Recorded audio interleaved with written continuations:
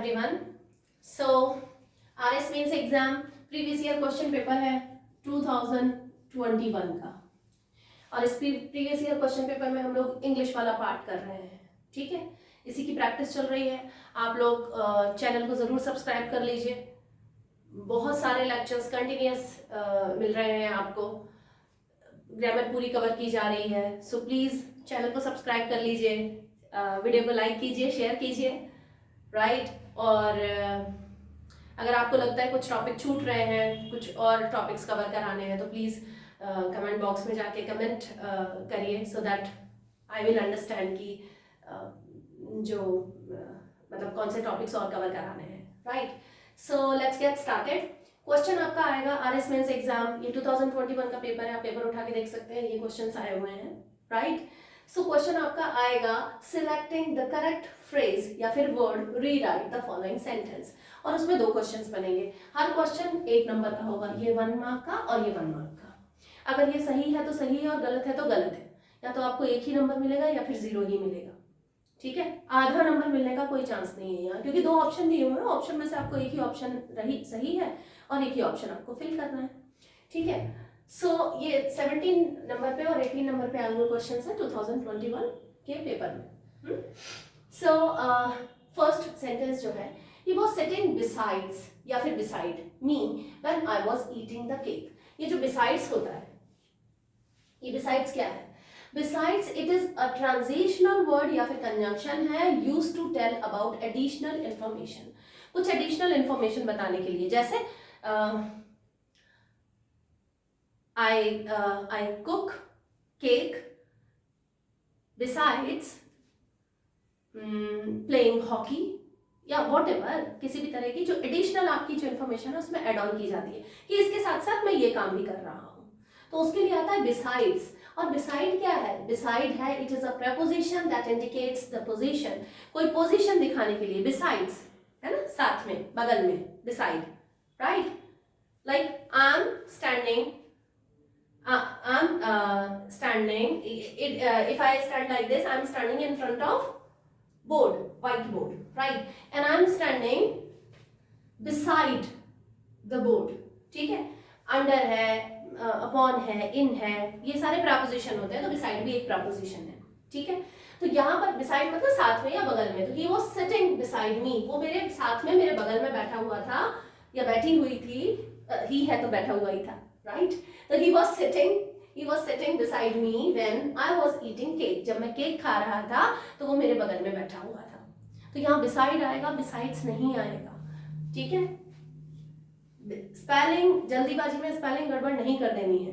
Sentence को ध्यान से देखिए, टेक योर टाइम, पूरा अपना कंसंट्रेशन दीजिए वहां पर, और फिर जो राइट ऑप्शन है उस पर आपको रीराइट करना है.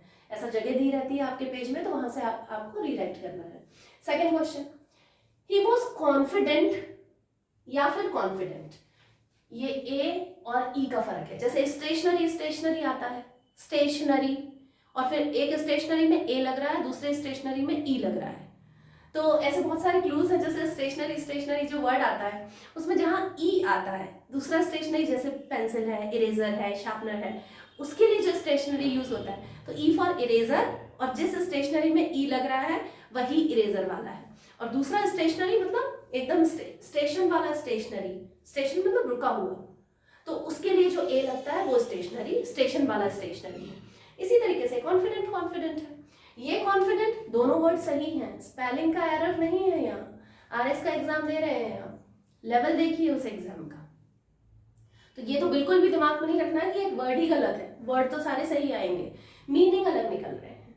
ठीक है. तो कॉन्फिडेंट, यहाँ ए लगा हुआ है, CONFIDENT, CONFIDENT, कॉन्फिडेंट. सॉरी, ये ई डी नहीं आएगा, ये आएगा confident. I'm so sorry, I have written down by mistake, I have written down D over here. So it could not be D, it should be T only. So the difference would be only in between A and E. Got it? So confident and confident, ये A और E का ही difference आ रहा है यहाँ. Confident मतलब होता है person with whom one shares a secret, जैसे बेस्ट फ्रेंड या क्रॉनी, जिसके साथ में हम अपने सीक्रेट्स शेयर कर लेते हैं, जो बहुत ही विश्वसनीय जो व्यक्ति होता है उसे हम कॉन्फिडेंट बोलते हैं. ठीक है, like the very close confident, he is very close confident, ठीक है ना, बहुत ही विश्वसनीय जो व्यक्ति है, तो उसके लिए कॉन्फिडेंट, प्रोनाउंसिएशन तो कॉन्फिडेंट ही आएगा, लेकिन यहाँ पर ए लग जाएगा और यहाँ ई, जब आप राइटिंग में लिखते हैं तो स्पेलिंग का डिफरेंस आएगा यहाँ, ठीक है। और कॉन्फिडेंट मतलब होता है अश्योर्ड, ठीक है, कॉन्फिडेंट मतलब अश्योर्ड, मैं तो बिल्कुल ही इस बात में पक्का है ये मेरा, तो क्या आएगा इस सेंटेंस में, he was confident that he would clear his exam. अब हिज एग्जाम की जगह आर एस लिखते हैं, RAS एग्जाम, वो बिल्कुल इस बात में उसको पक्का भरोसा था, ही वॉज अश्योर्ड कि that he would clear his exam, कि वो अपना RS का एग्जाम क्लियर कर लेगा। सो बिल्कुल अश्योर्ड था, कॉन्फिडेंट था। यहाँ पर स्पेलिंग आएगी ई। ऐसे क्वेश्चंस बहुत कंफ्यूजिंग हो जाते हैं, आपके दिमाग में कंफ्यूजन पैदा करते हैं, पढ़ा हुआ सब कुछ है आपका, सारी चीज़ें पढ़ी हुई हैं, लेकिन अचानक ऐसा लगता है अच्छा ए आएगा या ई आएगा। तो जैसे आई हैव टोल्ड यू कि जैसे हम लोगों ने देखा कि स्टेशनरी, तो when I teach my students कि दोनों में फ़र्क क्या होगा, तो हमें कहीं ना कहीं कुछ क्लू बनाना पड़ता है। स्टेशनरी में जहाँ ई आ रहा है वो ई फॉर इरेजर और ई फॉर स्टेशनरी, और जहाँ ए आ रहा है वो स्टेशन, दूसरा वाला तो स्टेशन ही होगा। ऐसे करके बहुत सारी चीज़ें छोटी छोटी ऐसे दिमाग में बैठाने के लिए, क्योंकि जब आप उस प्रेशर में जब आप एग्ज़ाम दे रहे होते हैं तो इस तरह की मिस्टेक होना बहुत ही आसान है, बहुत यूजुअल है, ठीक है। और जैसे ही आप एग्ज़ाम हॉल से बाहर आएंगे आपको तुरंत समझ में आ जाएगा स्पेलिंग आप गलत करके आ गए हो, पर उसके बाद क्या होता है, nothing, don't cry over the spilled milk, right. ये सब ईडियम्स, वोकेबुलरी, ये सारे आपको वीडियोस मिल जाएंगे, आप चैनल को सब्सक्राइब कर लीजिए।